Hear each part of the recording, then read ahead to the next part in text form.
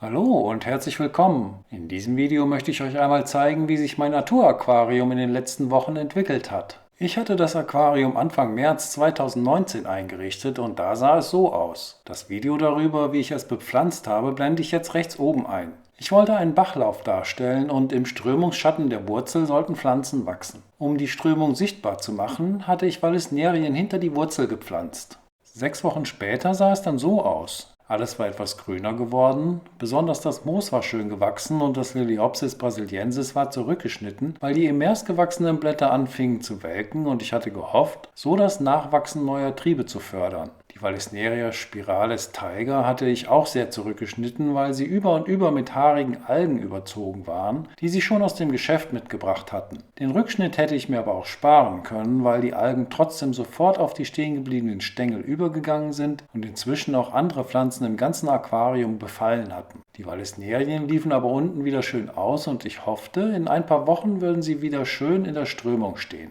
Die Cryptocorynen Wendy Green haben auch sehr lange gebraucht, um sich umzustellen. Sie fingen jetzt erst an, sich ein wenig aufzurichten und ganz zaghaft neue Blätter zu bilden. Der Algenwuchs hatte sich in der Einlaufphase eigentlich in Grenzen gehalten. Die obligatorischen Kieselalgen wurden von den Blasenschnecken in Schach gehalten und dann kamen die Grünalgen, die anfingen, die Steine zu überziehen. Aber bis zu diesem Zeitpunkt nicht so, dass sie stören würden, sondern sie ließen das Aquarium natürlicher aussehen. Dann kamen die Fadenalgen, die sich von rechts nach links durchs Becken gearbeitet haben. Das hängt wahrscheinlich damit zusammen, dass ganz früh morgens die Sonne durchs Aquarium wandert und es rechts länger beschienen wird. Die Fadenalgen konnte ich aber mit Absaugen, häufigem Wasserwechseln und mit Amanogarnelen einigermaßen in Schach halten. Sie traten aber trotzdem immer mal wieder auf. Insgesamt konnte ich also mit der Entwicklung nach 6 Wochen recht zufrieden sein, aber zum Beispiel das Monte Carlo, das Liliopsis brasiliensis und der Javafarn waren mir zu blass. Deshalb habe ich überlegt, ob ich vielleicht mit der Düngung des Aquariums beginnen soll, um die Pflanzen nach der Umstellung von Immers auf Submers im Wachstum zu unterstützen. Für meine Nanobecken hatte ich mir den Specialized Nutrition Dünger von Tropica gekauft. Der enthält neben allen wichtigen Mikronährstoffen auch noch Nitrat und Phosphat. Idee dahinter war, dass ich in den Nanoaquarien keine Tiere halten wollte, die diese Makronährstoffe durch ihre Ausscheidungen bereitstellen. Was ich aber nicht bedacht hatte, war, dass in meinem Leitungswasser schon recht viel Nitrat enthalten ist und so kam es mit diesem Dünger immer zu massivem Algenwachstum.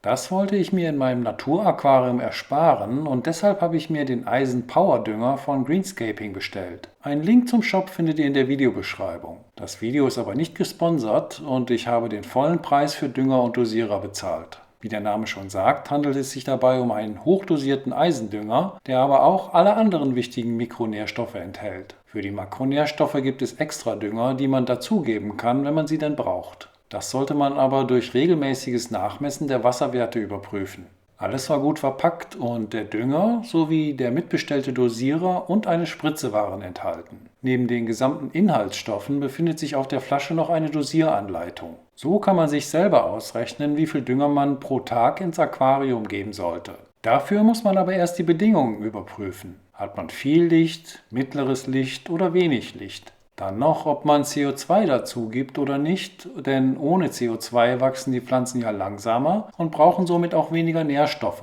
Düngt man dann zu viel, wachsen auch die Algen. Ich habe in meinem Aquarium mit 27 Lumen pro Liter wahrscheinlich eher mittleres Licht und ich gebe kein CO2 zu, da meine Pflanzen eher langsam wachsen und da ist das meiner Meinung nach auch nicht nötig. Laut der Tabelle müsste ich dann also pro Tag 0,6 Milliliter Dünger auf 100 Liter Wasser geben. Da mein Becken aber netto nur 50 Liter Wasser enthält, brauche ich nur 0,3 Milliliter Dünger pro Tag hinzugeben. Um mir die Dosierung zu erleichtern, hatte ich mir einen Dosierer mitbestellt, der 1,2 Milliliter pro Hub abgeben sollte. Bei der Montage musste ich feststellen, dass der daran angebrachte Schlauch zu lang war. Es gibt von Greenscaping auch noch Flaschen mit mehr Inhalt und deswegen bin ich zu dem Schluss gekommen, dass der Schlauch für die kleineren Flaschen gekürzt werden muss. Ob das stimmt oder ob man ihn unten verbiegen muss, weiß ich aber nicht. Ich habe mir dann ausgerechnet, dass wenn pro Tag 0,3 Milliliter gedüngt werden müssen, ein Hub von 1,2 Milliliter 4 Tage reichen müsste. Der Hub, den ich dann ins Aquarium gegeben habe, kam mir dann aber doch etwas zu viel vor, weswegen ich noch einmal nachgemessen habe. Dabei kam heraus, dass bei einem Hub ungefähr 1,6 Milliliter herauskommen, was 0,4 Milliliter, also über eine Tagesration, mehr bedeuten würde als angegeben. Ich habe dann bei Greenscaping angefragt, wie das käme, und erhielt die Antwort, die 1,2 Milliliter wären nur ein Richtwert, die sich durch die Haltung der Flasche und durch unterschiedlichen Druck auf den Dosierer verändern könnten. Also habe ich mich dazu entschieden, anstatt dem Dosierer die Spritze zu nutzen, mit der ich dann täglich düngen wollte, was laut einigen bekannten Aquascapern ja auch besser sein soll. Um jetzt die weitere Entwicklung zu überprüfen, habe ich einen Wasserwechsel vorgenommen und die vorhandenen Fadenalgen wurden abgesaugt. Ich nutze dazu meinen Dennerle Nano Mulmsauger, mit dem das recht gut geht und über den ich auch schon mal ein Video gedreht habe. Lassen sich die Algen nicht gleich lösen, schüttle ich das Ansaugrohr ein paar Mal hin und her. Klappt das auch nicht, streife ich die Algen einmal über einen Stein und dann reißen sie meist ab. Man kann aber auch zum Beispiel eine alte Zahnbürste nehmen und sie damit aufwickeln.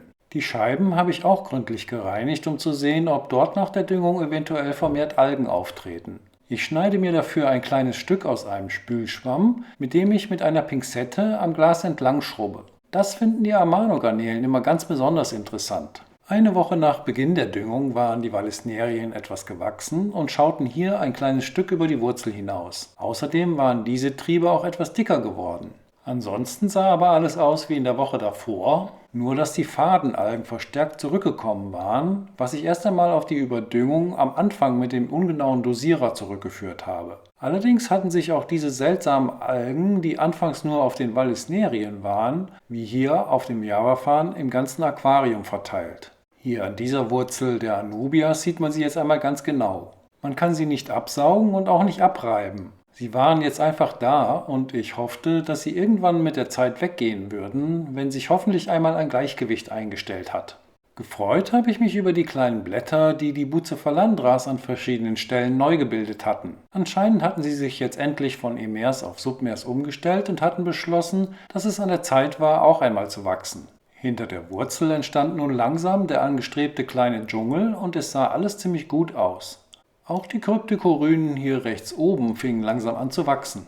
Auch das Monte Carlo auf der Wurzel hatte ein paar neue Blätter bekommen, aber es sah insgesamt noch blass aus. Unzufrieden war ich mit der Entwicklung des Liliopsis brasiliensis. Das tat irgendwie nicht das, was es sollte und bildete auch keine neuen Triebe. Außerdem wurde es jetzt auch schon teilweise von der seltsamen Alge befallen. Dafür machte sich das Monte Carlo gut, fing an sich auszubreiten und bildete so langsam einen Teppich. Auch hatten sich dort zu diesem Zeitpunkt keine neuen Algen gebildet. Dort, wo ich in der Woche zuvor Fadenalgen abgesaugt hatte, hatten sich aber richtig viele neue gebildet, die auch länger waren. Aber wie gesagt, das hatte ich an anderen Stellen vorher auch schon und hatte sie dort aber durch Absaugen und Wasserwechsel in den Griff bekommen. Da das Moos sowieso inzwischen einen Rückschnitt brauchte, habe ich beim nächsten Wasserwechsel die betroffenen Stellen einfach abgeschnitten. Damit die Moosteile und die Algen sich dann nicht im ganzen Aquarium verteilen, habe ich sie gleich mit meinem Dennerle Mulmsauger eingesaugt. Ich habe auch schon mal ein eigenes Video darüber gedreht, wie ich Moos auf diese Weise beschneide.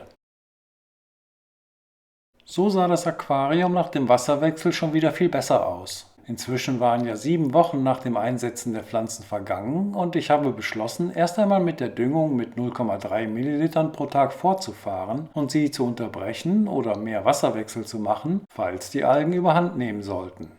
Einen Monat später sah das Aquarium von weitem eigentlich ganz gut aus. Die Vallisnerien waren gut nachgewachsen und alles sah sehr grün und frisch aus. Die Algen waren ein bisschen zurückgegangen, allerdings habe ich auch nicht mehr täglich gedüngt. Leider ist der Javafarn bis zu diesem Zeitpunkt kaum gewachsen. Aus der Ferne sah es auch von der Seite ganz gut aus, aber wenn man genauer hinsieht, stellt man fest, dass alles noch ziemlich veralgt ist. Im Moos hatte sich eine Art Pinselalge festgesetzt und so musste es immer wieder nachgeschnitten werden. Die Kryptokorynen kamen langsam, auch wenn sie an manchen Stellen auch von Algen befallen waren. Die Bucephalandra Wavy Green ist unter den Algen kaum zu entdecken, hat aber auch neue Blätter gebildet. Von oben kann man aber sehen, dass sich beide Pflanzen trotzdem ganz gut behaupten. Der Javafarn auf der Wurzelspitze ist stark veralgt. Das Monte Carlo ist auch von Algen überzogen, aber die konnten mit dem ersten Rückschnitt weggeschnitten werden. Es war auf jeden Fall alles grün und das ist ja schon mal was. Das Liliopsis brasiliensis war so stark von Algen befallen, dass ich es fast ganz zurückschneiden musste. Danach wollte es jetzt absolut nicht wiederkommen und scheint einzugehen. Wahrscheinlich reicht auch das Licht nicht aus. Hinter der Wurzel, da wo kein Tageslicht hinkommt, wachsen die Cryptocorynen wirklich schön.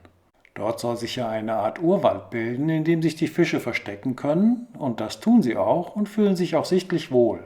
Die Anubias oben auf der Wurzel bildet zwar vereinzelt kleine Blätter, muss aber auch stark unter den Algen leiden. Das benachbarte Monte Carlo macht sich eigentlich gut dafür, dass an diesem Standort so wenig Bodengrund ist aber leider auch veralgt. Wie gesagt, wachsen hinter der Wurzel kaum Algen, wahrscheinlich weil dort kein Sonnenlicht hinkommt, und deshalb stelle ich jetzt morgens eine Pappe vor das Aquarium und seitdem ist es mit dem Algenbefall auch besser geworden. Hier kann man jetzt einmal sehen, wie schön die Geweihschnecken die Steine abgrasen.